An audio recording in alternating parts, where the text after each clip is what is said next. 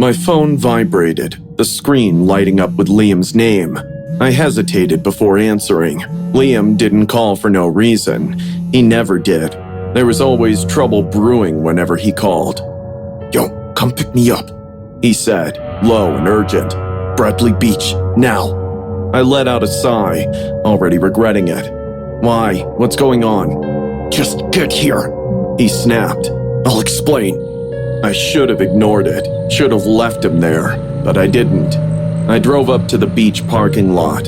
It was freezing, bones seemingly cold. Liam was already pacing around, his hand shoved deep into his hoodie pocket, shoulders tensed forward. As soon as he spotted me, he got in, slapping the door shut.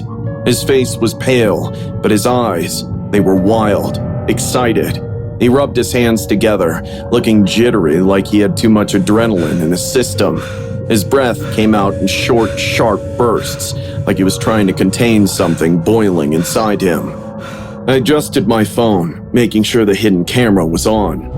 "All right, man, what's going on? You sounded urgent." He breathed in once more, his lips then granting a wide, wavering smile to burst free of himself. "Bro, I did it. It's done." A chill ran down my spine. "Did what? What in God's name are you talking about?" His breath hit my face now, with cigarette smoke and metal. "Sarah, man, she's gone. Just vanished. Poof." My grip tightened on the wheel. "What do you mean Sarah's gone?" He's grinning at me, and his teeth seem to be glowing in the dim light. "I killed her, strangled her with my own hands right in her house. You have no idea how long it takes for someone to die like that. It's not like all the movies, bro.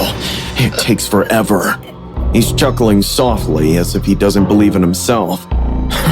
"I thought she'd go out quick, but no, she kept fighting. Her nails, man, she clawed the hell out of my arms. My grip started slipping, her whole body was thrashing. I had to push down hard with my knee and pin her there. You wouldn't believe how strong someone gets when they know they're dying." I felt my stomach turn. "You're screwing with me." Liam laughed, shaking his head. "I wish, but nah, this is real. Months of planning, every little detail. And when it finally happened, it was unreal." I made myself stay steady. "Tell me what happened." Liam settled back against the seat, stretching like he was reminiscing about a great night out. "I went to her place. It was a normal visit, nothing weird. We were just talking, laughing. She had no clue. Then, when she turned around, He mimed his hands tightening around her throat. I wrapped my arms around her, squeezed tight. At first, she thought I was kidding. Then she started fighting, hard, scratching, kicking, gasping.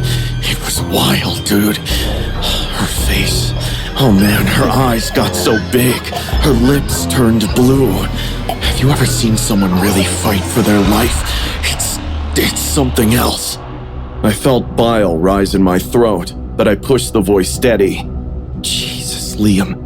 He let out a soft whistle. Whew. Dude, you should have seen her. Her tongue just hung there, twitching.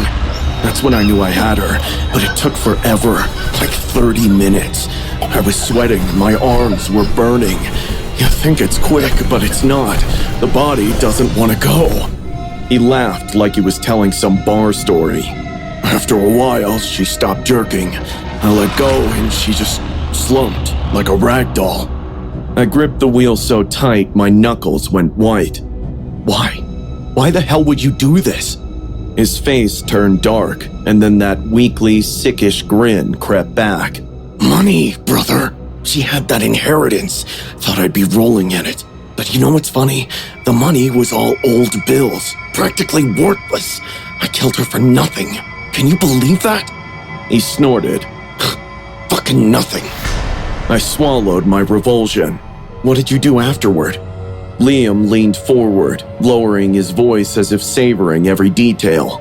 I had to move the body, so I stuffed her in the passenger seat of her own car. Had to force her into that seatbelt and make it look natural. Her head kept flopping to the side, her mouth hanging open like she was still trying to say something. He shuddered, grinning. Creepy as hell, dude. I forced myself to ask, "Where is she now?" Liam cracked his neck, stretching like he had just finished a workout. "Route 35 bridge. Preston helped me. We took her body there, dead of night. It was freezing, dude. We got to the edge, popped the trunk, and there she was. Just lying there. Looked peaceful. Almost peaceful. You'd think she was just sleeping, but no, she was dead." I made my hand stop shaking. You threw her?" He cringed, grinning, like he was recalling some wacky stunt. "We hoisted her up and dragged her out to the railing. She was heavy. Dead weight's no joke, man. Then we just dropped her, just like that, into the black waters below. No splash, no scream, just gone, swallowed up by the dark." I could hardly breathe. The awfulness of what he was saying, the nonchalance in his voice, it was just too much. My palms were slick with sweat as my hands tightened on the steering wheel, my head feeling dizzy, my forehead sweating, my feet shaking. Liam stretched again, yawning.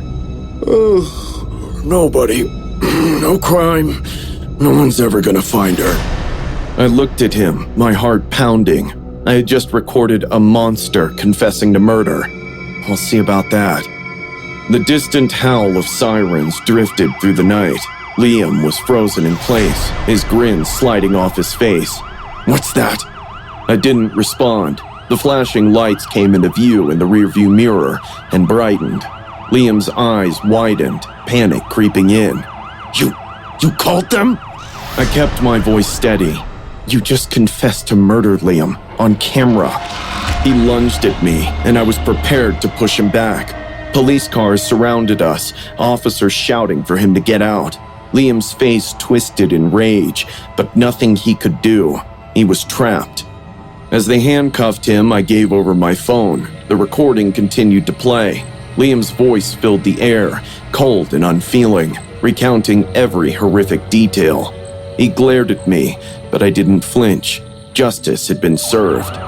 The sirens faded as they took him away. I sat in the car, shaking but relieved.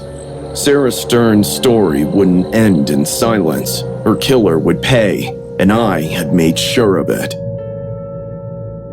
The Sarah Stern murder case revolves around the tragic killing of 19-year-old Sarah Stern from Neptune City, New Jersey, in December 2016. Stern was reported missing on December 2, 2016, when her abandoned car was discovered on the Route 35 bridge in Belmar, leading authorities to initially believe she had died by suicide. However, the truth was far more sinister.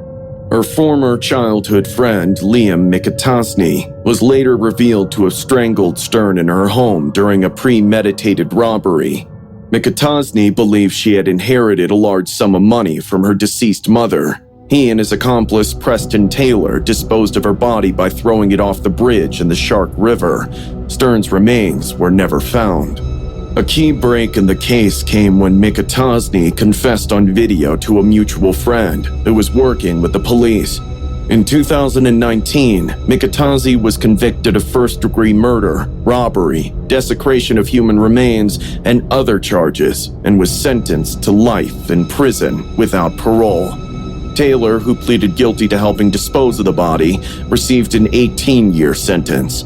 The case remains notorious for its betrayal and shocking cruelty.